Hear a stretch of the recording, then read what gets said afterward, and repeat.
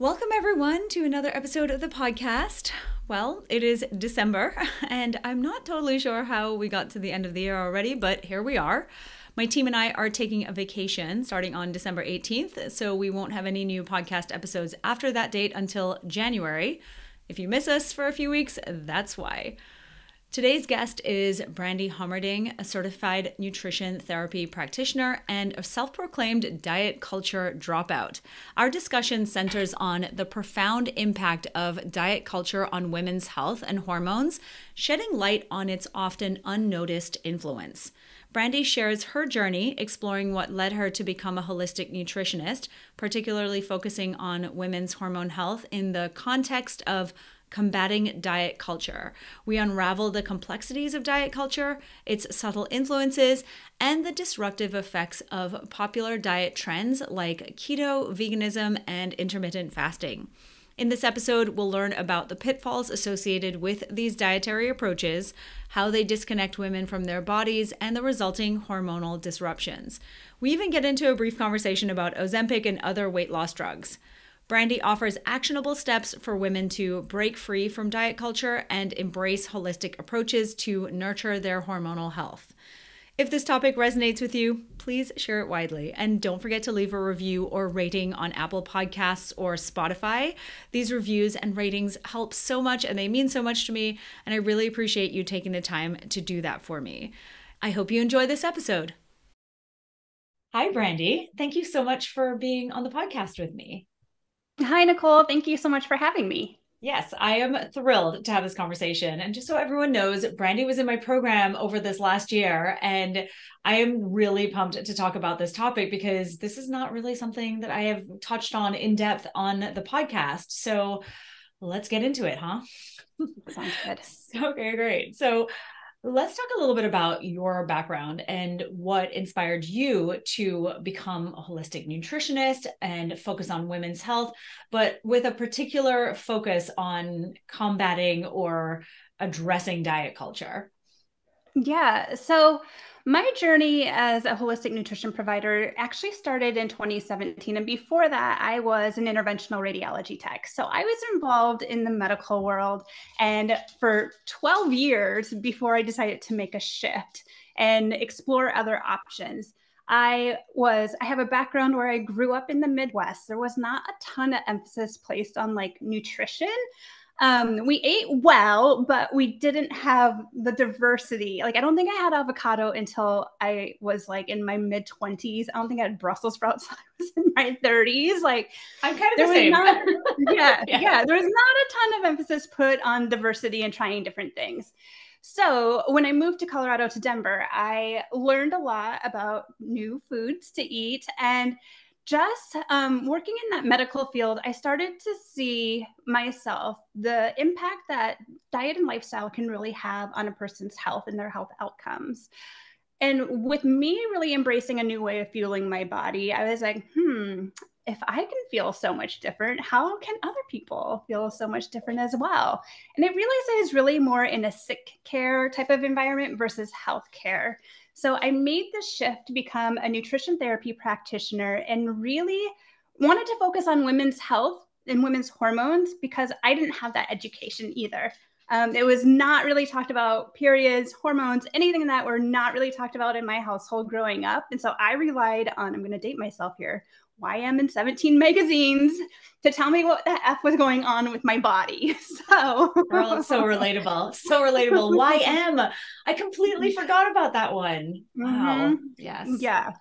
Oh, taking me back. Taking me back. Diet culture really became something that I unknowingly became involved in. I didn't realize that I was striving to do different things to change things about my body, but it wasn't necessarily in a nourishing and a healthy way. And so like coming out on the other side, I'm like, oh, hello, like I don't need to follow these really strict rules. And actually, when we allow ourselves to have like food freedom and be a little bit more intuitive and do things that feel very sustainable and flexible, we can have long lasting outcomes with it and feel really like at home and at peace with our food choices and the way we move our body. So good. And I mean, you were just taking me back there for a moment. I was just thinking back. I'm the same as you, totally dating myself, which is fine. But yeah, all of those magazines were what I relied on too. And when I Mm-hmm. think back to what I lived through in the 90s, Mm-hmm. aspiring to look like those girls in those magazines and Mm-hmm. what the 90s really represented, it was just like we've talked about, so many times over the years, the waif thin models and Kate Mm-hmm. Moss and oh, if I could just look like Kate Moss, Right. it was Right. ridiculous. And what I went through to actually try and do that, I can't even, but anyway, Mm-hmm. so helpful. It's really good to hear that. And I think that so many people listening can really relate to what your experience was with the way we ate and everything. There really was not a focus at all on any of what we No. focus on now. I mean, it's so different. Um, Right. yeah, and there was a lot of toxicity in dieting and all of that. Like my mom was pretty much always on like a slim Mm-hmm. fast type diet. Mm-hmm. Oh my gosh, And Slim Fast. Slim I fast, totally remember those forgot days? about that. Yeah, right. I know. Like Monday, if she's like on Sundays, she always would say, "Well, tomorrow I'm starting my diet again." Uh-huh. My diet starts on Monday. Yep. Right? Exactly. And then the Slim Fast shakes would all come out, and I think back. I mean, it's so Mhm. crazy, and I don't feel like much has shifted in the sense that, I mean, yes, lots has shifted, but at the same time, the undercurrent really has Mhm. not. And in fact, it's maybe even gotten more problematic. Would you say so? Do you Mm. feel like things have changed, but not so much? Yeah, I think it's changed in a way that people maybe aren't fearing certain food groups that were feared before, but we've also created new fears around other food groups or like almost this superiority or around certain foods. This is very superior and this is very healthy and that's very not healthy and good versus bad. And like the words that we're using definitely are the way we use them is showing up in different ways now that we've progressed beyond the 90s. Oh, yes, that is so true. So, I mean, I feel like you just kind of summed up the term diet culture in what you just said there. But for anyone who is not familiar, can you just explain what it is and why it's just important to recognize how much of an influence it has on our lives? Yeah. So to me, diet culture is this collective belief that one should eat in a certain way or move their body in a certain way to achieve a certain appearance. There's a really big emphasis played on smaller bodies or more sculpted bodies being worthier than those that are not. So usually there's rules involved when it comes to different ways of moving your body or fueling your body.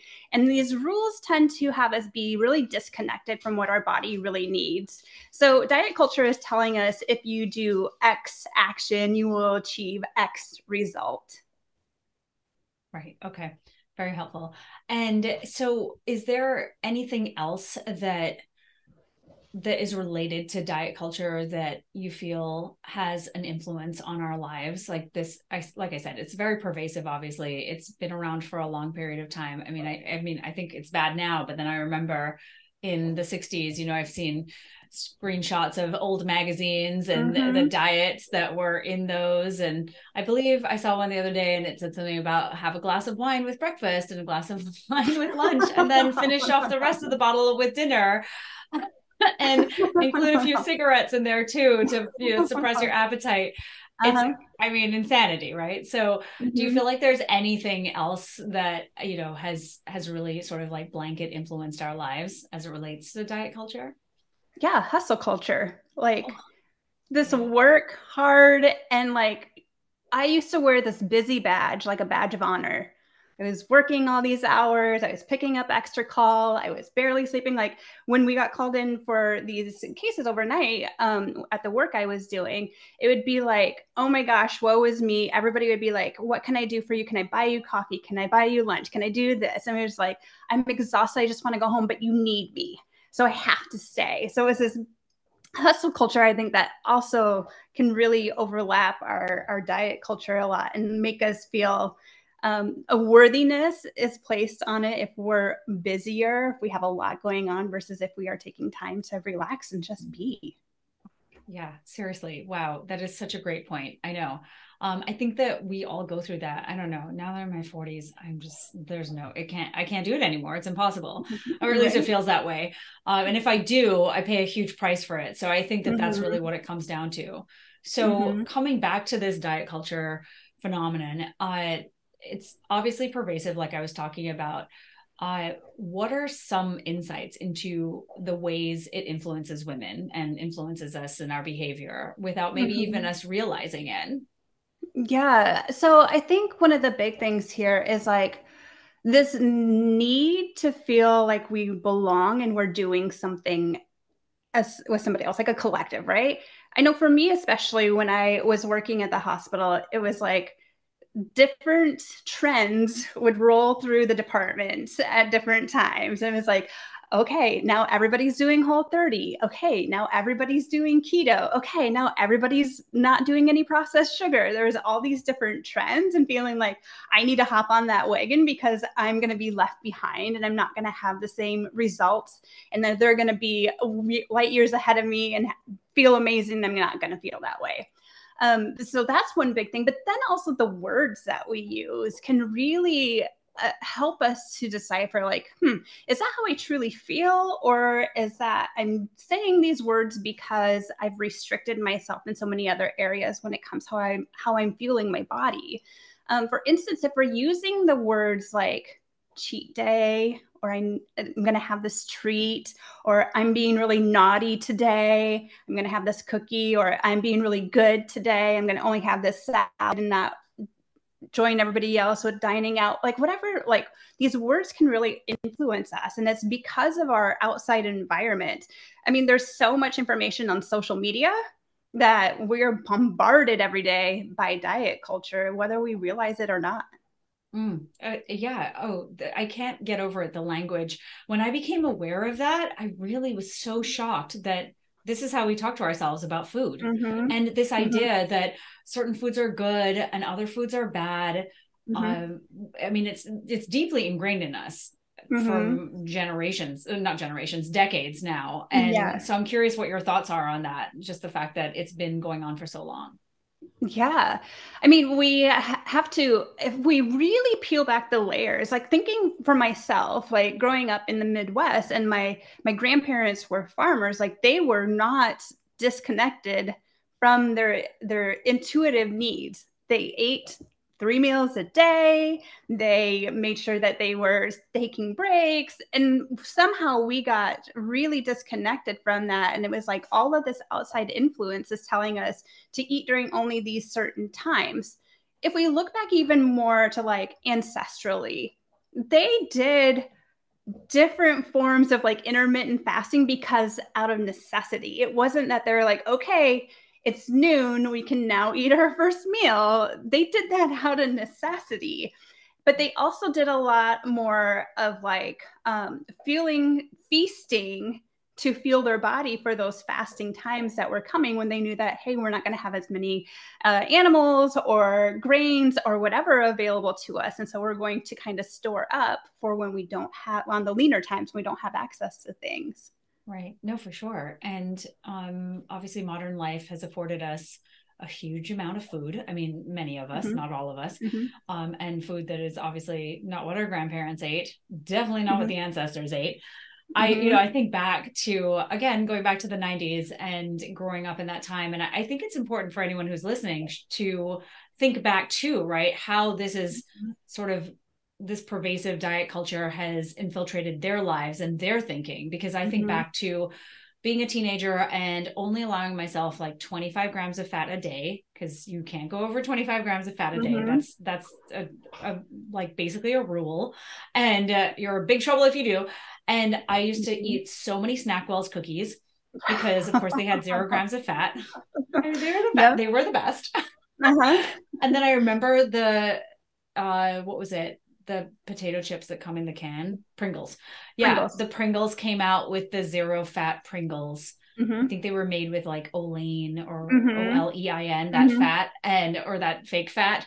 And then I remember hearing the terrible things about that fat and what it did, or that fake fat and what it did to your intestinal function. And, and so but for whatever reason, I was not fazed by any of this. I was like, whatever, we're just going to keep on eating the low fat. And so that is how insane this culture is. That is how insane the marketing is, and how much it gets into your head and messes with you. Yeah, and there was so much focus then because I was definitely lean cuisines, lean pocket, baked lays, low Yes. fat yogurt, like that. Those were my lunch staples. Oh And it my was God, the like, low fat yogurt. Yeah, sorry. Go oh, ahead. yes. Yes. And the emphasis was placed on like low calorie, low fat instead of looking at like the nutritional information. Like a calorie is an energy of unit or Right. a unit of energy. Calorie is a unit of energy at the end of the day.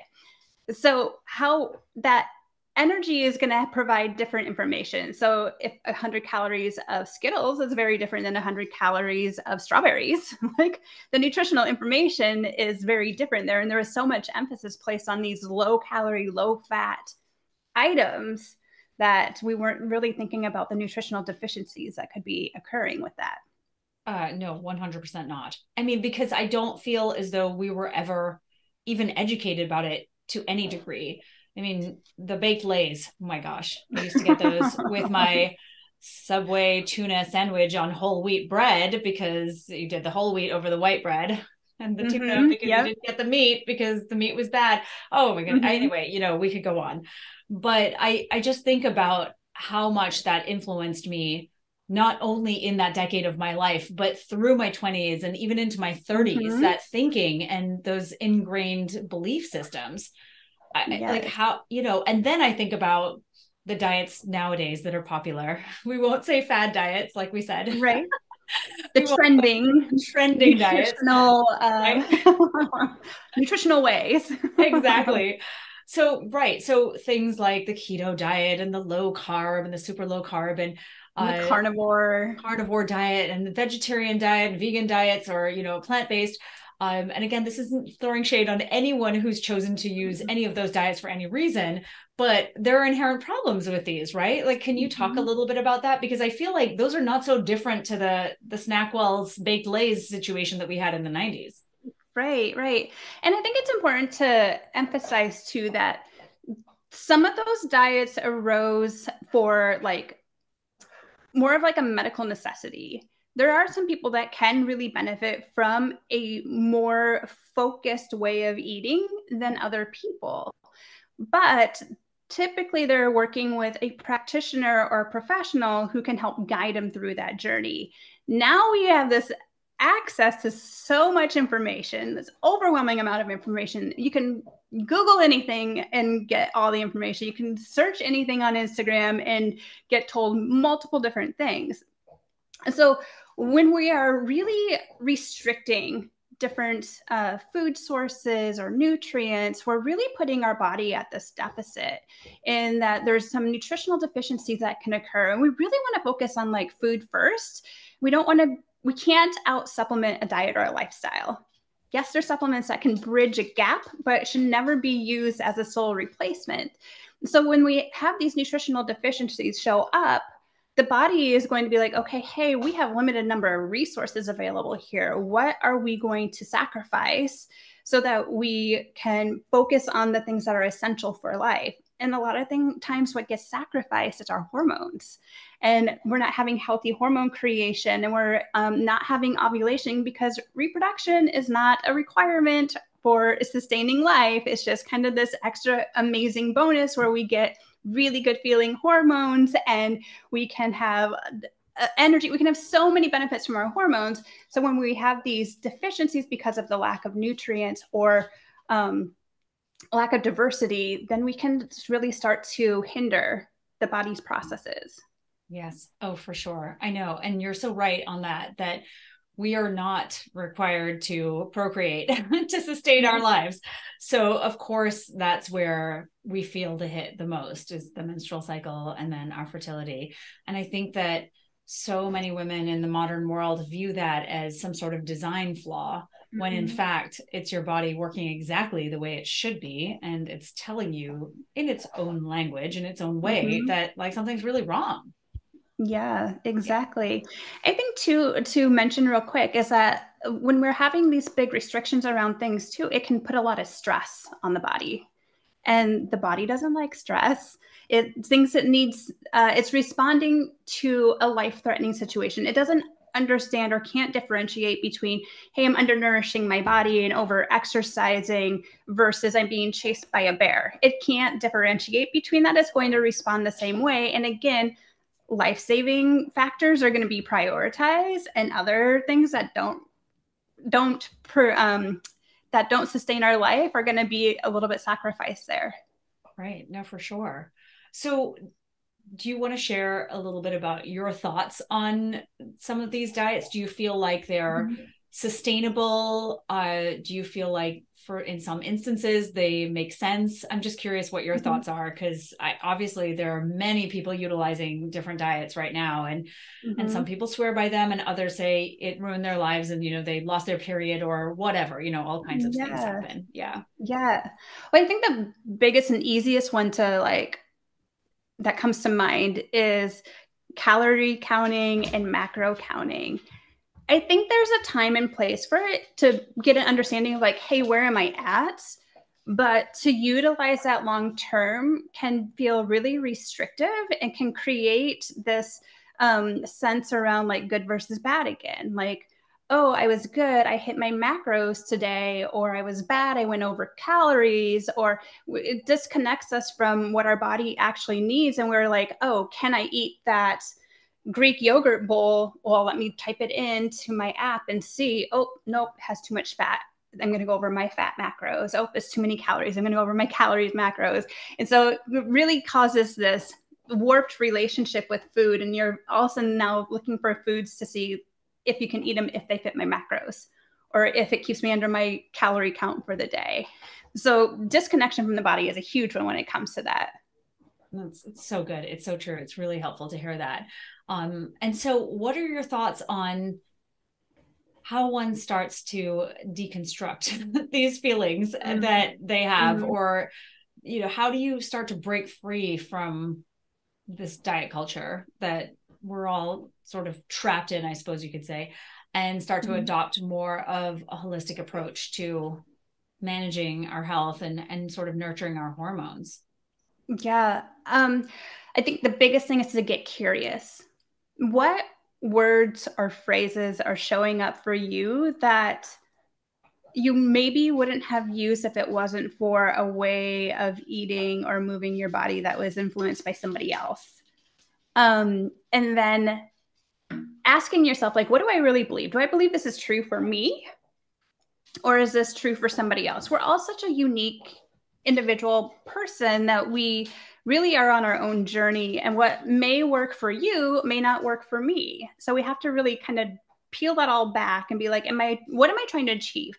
Am I trying to do this to achieve a certain appearance, or am I doing this to achieve a way that I want to feel? If we're doing it for appearance driven reasons, I think that's more diet culture influence versus how I want to feel. Am I feeling energized? Am I feeling strong? Am I feeling rested? Am I feeling a certain way? Am I feeling empowered, confident? Versus I have to look this way to feel this way. Because often people will tell me, when I was so involved with following a very strict diet, I achieved an appearance, I achieved a number on the scale, but inside I was miserable. Yeah. And so looking at that, how are you feeling when you're following certain ways? And is it causing disruption in your life? Is it disrupting your social life? Is it disrupting your family life? Is it disrupting your work life because you have so many rules or restrictions around the way you can do things? That's another big sign there that we need to okay, step back and zoom out. What do I see? What do I recognize? And then unfollow the people that are causing you to question yourself when it comes to how you feel and move your body.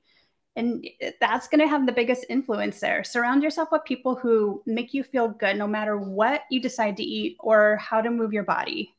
And take your time. Don't beat yourself up. Giving yourself grace is the biggest thing, but the hardest thing for especially women to do.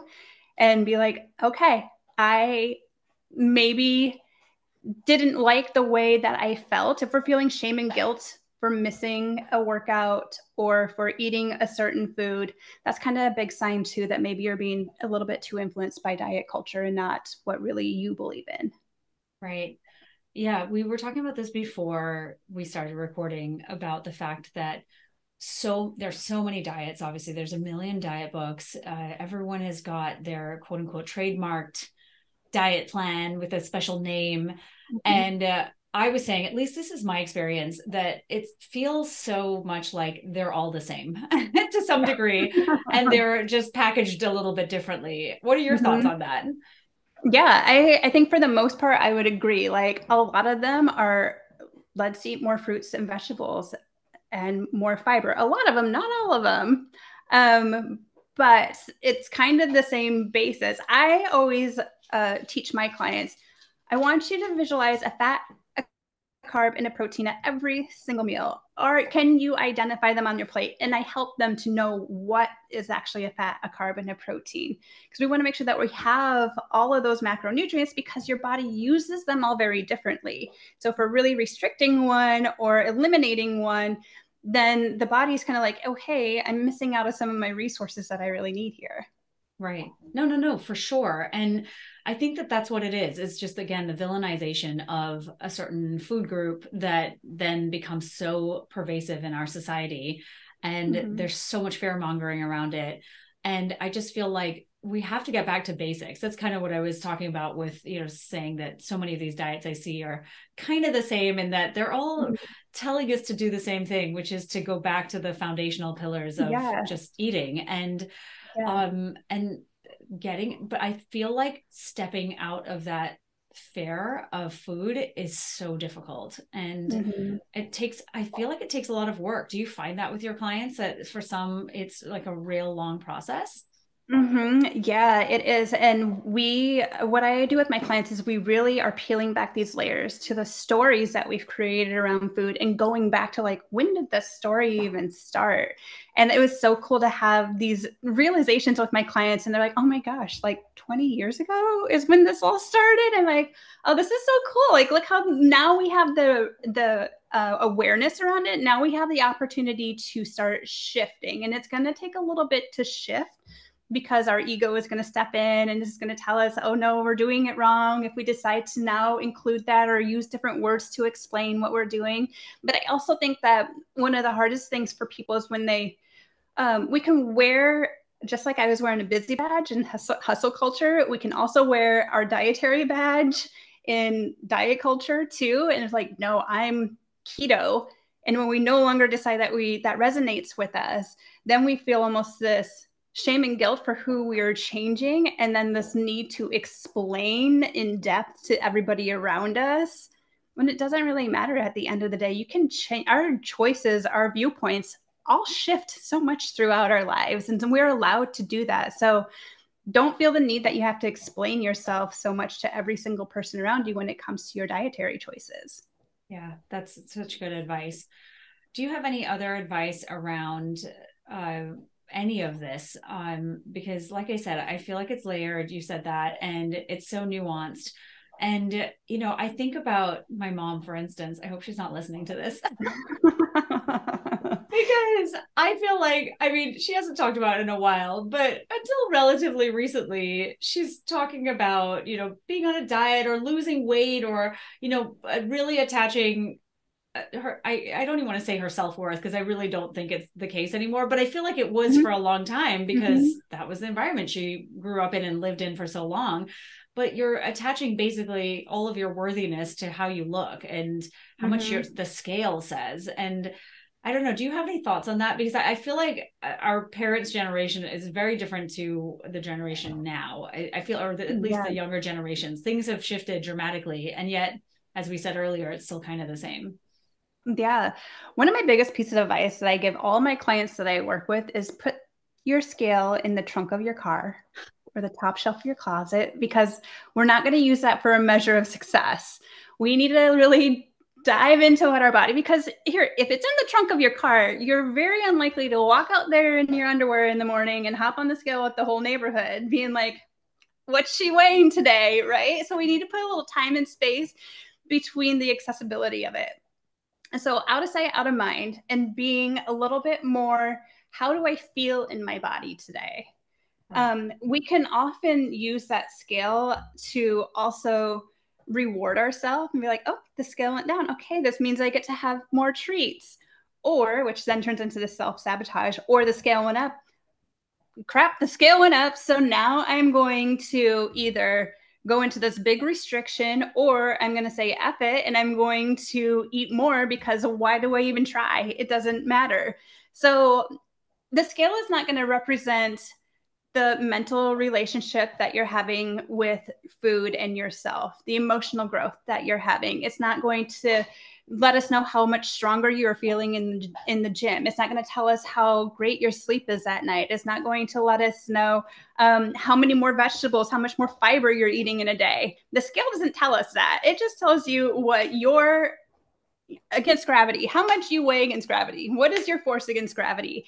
And at the end of the day, that's not like a really great way to measure success. So let's get the scale out of sight, out of mind. And that's really, really hard for people to do. Yeah, I know. I mean, I've had these conversations, and it's almost like an addiction, weighing yourself. And yeah, I remember that too from when I was younger. And then I didn't own a scale for many, many years. And then a friend moved, and she just brought over a bunch of stuff to my house, and it was a scale.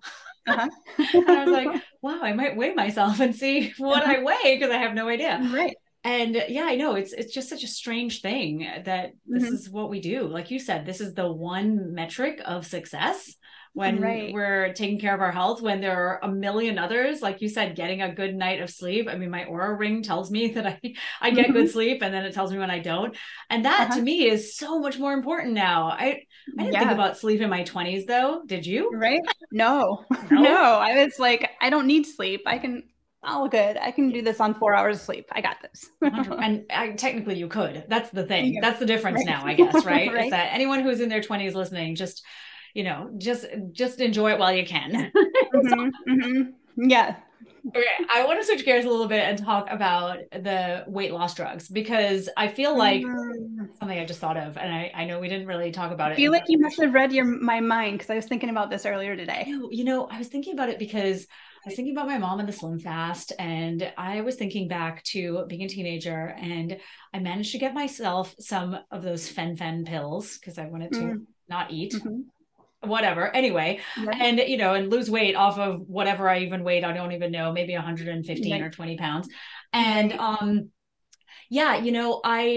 think back to like all the decades, and we've had access to these various types of drugs. Like they all just sort of show up, and then they go away, and then like another group shows up, and it's right.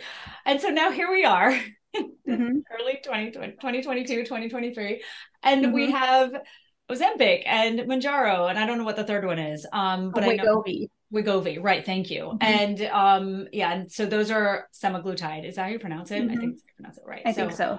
Right. I hope so. Anyway, don't think I'm an idiot, you guys, if it's pronounced differently. But anyway, my point is that so we have these. They have gone completely bonkers in our world. I mean, everyone and their mother is taking this stuff. We hear both sides, lots of drama. I'm just so curious what your thoughts are on all of this, because this is into the same diet culture problems we've just been talking about. Exactly. And recently too, I've had some consultations with women who are like, I brought these concerns up to my doctor about like, I'm kind of stuck at this weight and not seeing success. And they're immediately telling me, let's go on Ozempic. And they're like, is that really my only option right now? And I'm like, oh my gosh, kind of at that point, when they're starting your journey and you're seeking out help and advice, but you're also bringing to the table all these symptoms, it's like those symptoms again are being brushed aside. And it's like, here, let's do this. But that also is disconnecting you from your body and what it actually needs. And if you don't have a really good foundation around your nutritional needs going into that, then when you stop that, you're going to end up at the same spot. So is it something that you take forever? Or is it something that you're just taking to get a kickstart in your weight loss journey? But then how are you going to maintain it? Because with a lot of those, from my understanding of how they work, they're inhibiting your hunger signals and increasing your satiety. So you're getting full faster. So then there's this caloric restriction. And then it's also increasing insulin so that your blood sugar levels are lower too. But there's a whole lot of other issues that can arise with that at the end of the day. Yeah, I agree. Yeah, I find it really fascinating because I feel like on the one hand, I can totally see how if someone is doing all the things and you know, and I feel like now that I'm in my 40s, I totally understand this thing that I didn't really totally understand before, which is this weight loss resistance and how easily I put on weight compared to just 5 years ago. It's quite shocking.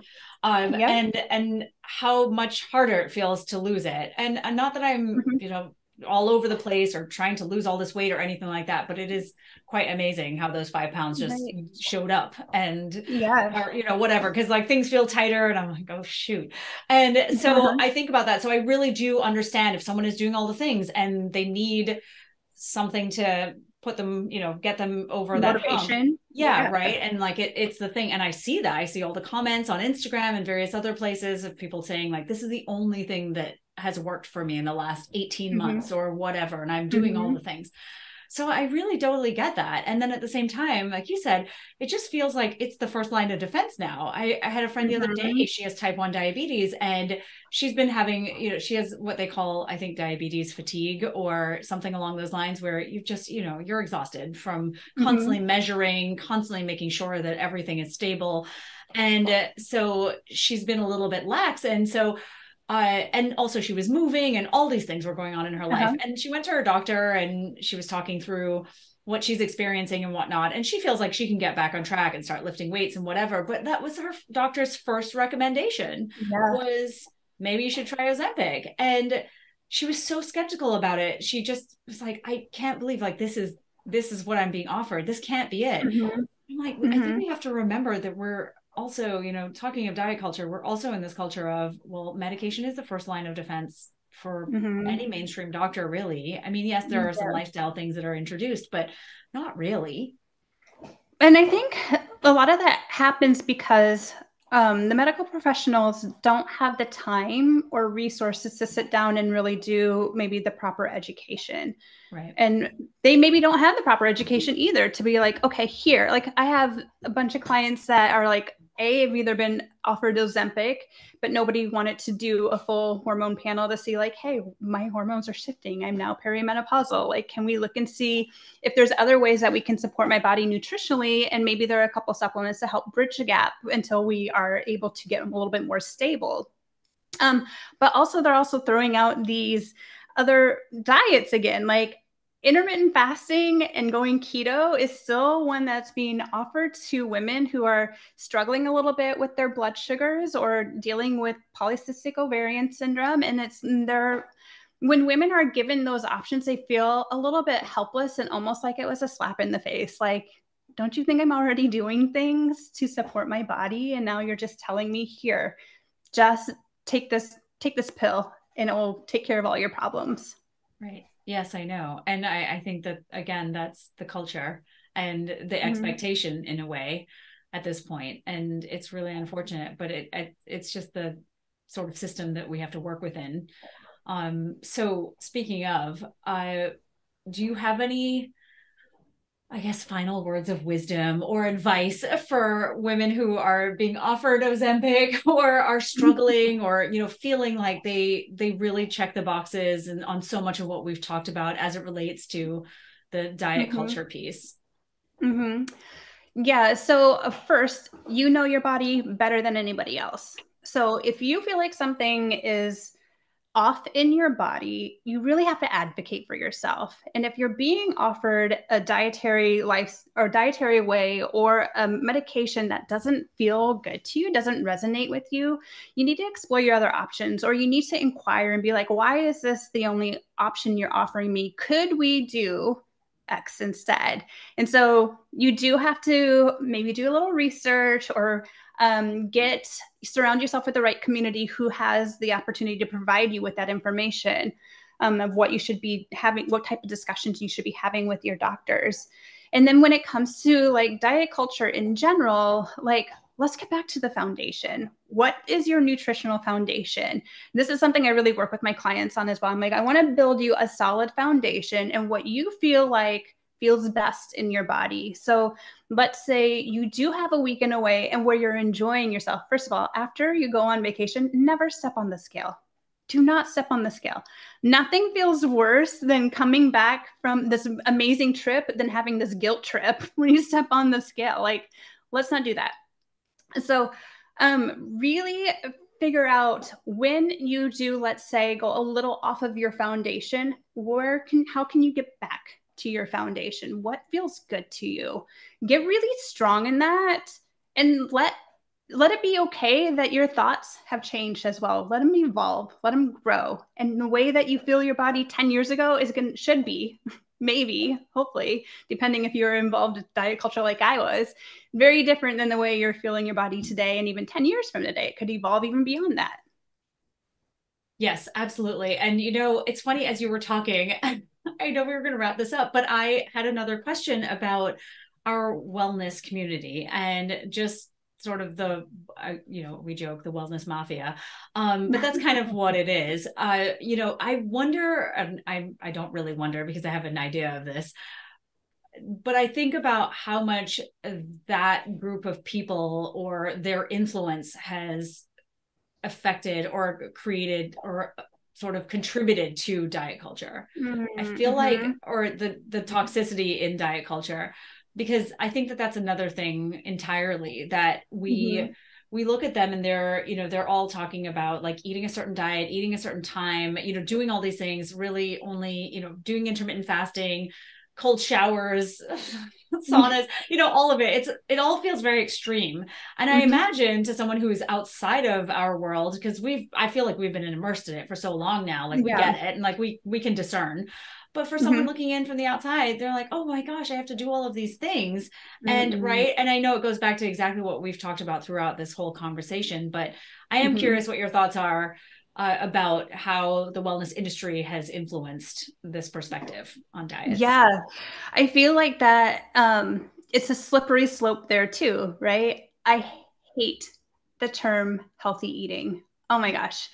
Like, what does that actually mean? And when somebody tells me that they are following healthy eating, I'm like, what does that mean? That could be very different for me versus you. Are you including dairy? Are you not? Are you eating gluten? Are you not? Like, what does that mean? I don't know what that means. So are you eating meat or not? It's like so many things. Yeah, it's crazy. Exactly. So it can there's almost this, I guess you could say mafia, but a little subdivision of the mafia who's like the extremists. And they're like, you have to check all of these boxes in order to make progress in your gut healing journey or your hormone healing journey or whatever it may be. When in reality, at the end of the day, are we checking some of the boxes most days? We need to think about like, we're making deposits into our health account, our personal body health account, when we can check some of those boxes most of the days. But if we don't, it should still be okay, because we want to just have more deposits into our healthy being than withdrawals. So thinking about the activities and stuff that we're doing, you don't have to do all of the things. You don't have to sauna and cold plunge and breath work and meditate and journal and eat. Like, I'm just talking about other things besides eating, but then also adding eating on top of that. Like, you don't have to do every single thing every single day, but establishing what is your healthy routine. And that was a really big point for one of my clients, as she realized that having healthy habits did not mean, and the consistency did not mean doing the same thing every single day, because that gets real boring real fast. And of course, then you're going to get off track because you restricted your body so much and were too structured, that now it's causing this chaos again. Right. Yeah, it's true. It makes sense, right? You restrict, and then eventually, like you said, it leads to chaos and a whole breakdown. Okay, that was super helpful. I'm glad that we talked about that, because like I said, it just came up and I just thought, oh, I have to ask about this, because I feel like it's a real issue. And again, it's just sort of looking outside of yourself for what everybody else is doing and what they say works even though it's maybe only working for them and their clients, and, you know, it Mm-hmm. doesn't necessarily work for all of us.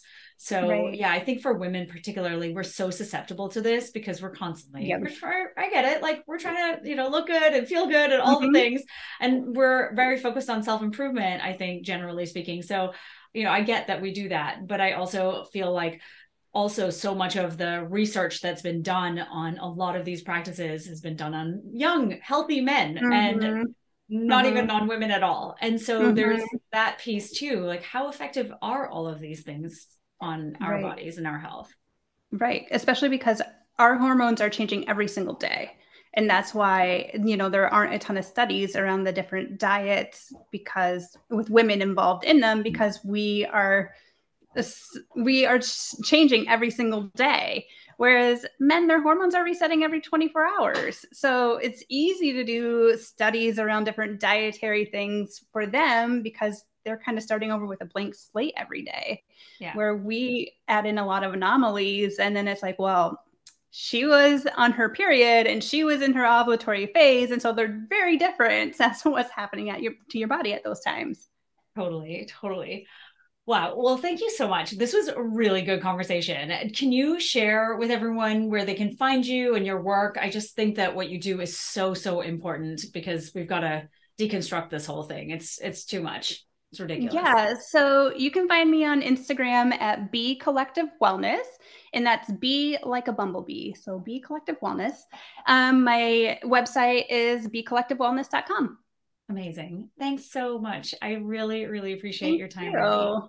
This was awesome. Thank you so much. That's a wrap. Be sure to click that subscribe button to join me for more Girl Talk Gone Menstrual in upcoming episodes. But in the meantime, check out my latest Period Party episode. And if you're looking for a deeper dive into your hormones, go ahead and take my period quiz at nicolejardim.com/quiz.